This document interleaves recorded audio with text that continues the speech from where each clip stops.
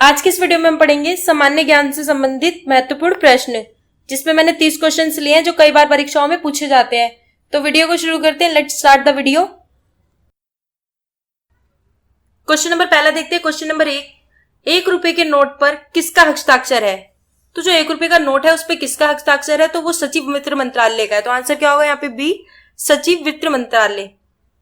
Question number 2, केसर का सबसे अधिक उत्पादक किस राज्य में होता है? तो जो केसर है सबसे अधिक किस राज्य में होती है? तो जम्मू कश्मीर में होती है। तो आंसर क्या होगा? बी, जम्मू कश्मीर में। क्वेश्चन नंबर 3 देखते हैं। क्वेश्चन नंबर 3, प्रथम पंचवर्षीय योजना कब आरंभ हुई थी? तो जो प्रथम पंचवर्षीय योजना है वो कब आरंभ हुई थी? तो 1 अप्रैल 1951 में हुई थी। तो आंसर क्या होगा? बी, 1 अप्रैल 1951। क्वेश्चन नंबर 4, गुरुत्वाकर्षण के नियम का आविष्कारकर्ता कौन था? तो गुरुत्वाकर्षण के नियमों का पता किसने लगाया था? तो न्यूटन ने लगाया था। तो आंसर क्या होगा यहाँ पे? सी, न्यूटन। क्वेश्चन नंबर 5, भारत में अंग्रेजी शिक्षा किसने प्रारंभ की थी? तो अंग्रेजी शिक्षा को किसने प्रारंभ किया था भारत में? तो लॉर्ड मैकाले ने किया था। तो आंसर क्या होगा? B, Lord Macaulay. Question number 6, भारतीय रिजर्व बैंक का मुख्यालय कहाँ है? तो रिजर्व बैंक का मुख्यालय कहां पर है? तो मुंबई में है। तो आंसर क्या होगा? डी, मुंबई में। क्वेश्चन नंबर 7, पपीते में मुख्यतः कौन सा विटामिन पाया जाता है? तो पपीते में कौन सा विटामिन पाया जाता है? तो विटामिन ए जो है पपीते में पाया जाता है। तो आंसर क्या होगा यहाँ पे? ए, विटामिन ए। क्वेश्चन नंबर 8, गोदान और गबन दोनों एक ही लेखक की रचनाएं हैं, उनका नाम क्या है? तो जो गोदान और गबन है वो किसकी लेखक की रचनाएं हैं? तो मुंशी प्रेमचंद की है। तो आंसर क्या होगा? बी, मुंशी प्रेमचंद की रचनाएं हैं। क्वेश्चन नंबर 9, एपिक सेंटर क्या है? तो एपिक सेंटर क्या है? तो भूकंप का केंद्र है। तो आंसर क्या होगा? ए, भूकंप का केंद्र। क्वेश्चन नंबर 10, मनुष्य के शरीर का सामान्य ताप कितना होता है? तो मनुष्य का नॉर्मल टेम्परेचर कितना होता है? तो 37 डिग्री सेल्सियस होता है। तो आंसर क्या होगा? डी, 37 डिग्री सेल्सियस जो है मनुष्य का सामान्य तापमान होता है। क्वेश्चन नंबर 13, मानव अधिकार दिवस कब मनाया जाता है? तो मानव अधिकार दिवस कब मनाया जाता है? तो 10 दिसंबर को जो है मानव अधिकार दिवस मनाया जाता है। तो आंसर क्या होगा? डी, 10 दिसंबर को। क्वेश्चन नंबर 14, टेलीस्कोप की खोज किस वैज्ञानिक ने की थी? तो किस वैज्ञानिक ने जो है टेलीस्कोप की खोज की थी? तो गैलीलियो ने जो है टेलीस्कोप की खोज की थी। तो आंसर क्या होगा? डी, गैलीलियो ने।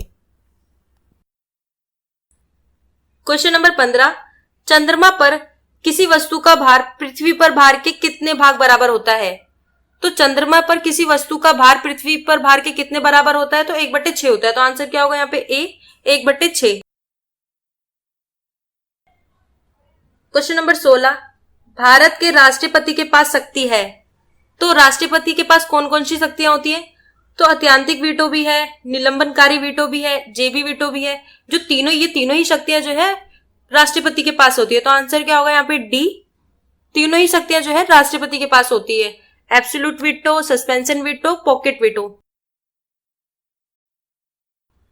क्वेश्चन नंबर 17, पीली क्रांति किससे संबंधित है?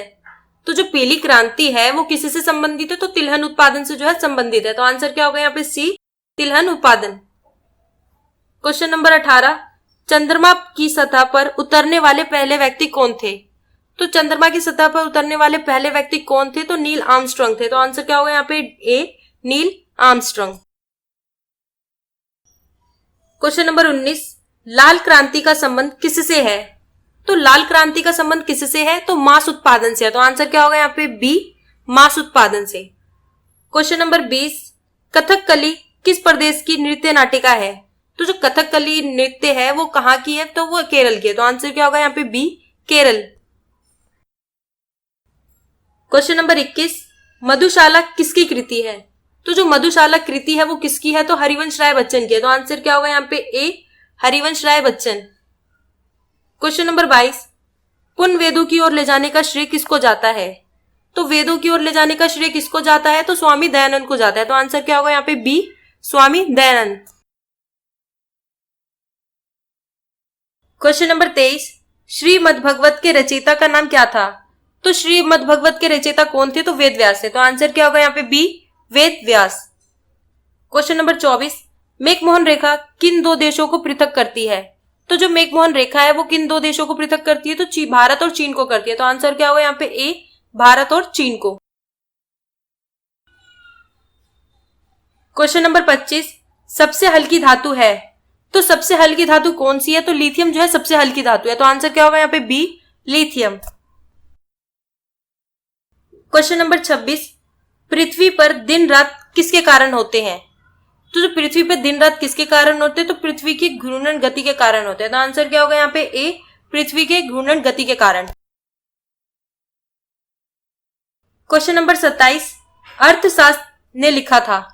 तो अर्थशास्त्र किसने लिखा था? तो चाणक्य ने जो है अर्थशास्त्र लिखा था। तो आंसर क्या होगा यहाँ पे? A, Chanakya. Question number 28, Adolf Hitler से था।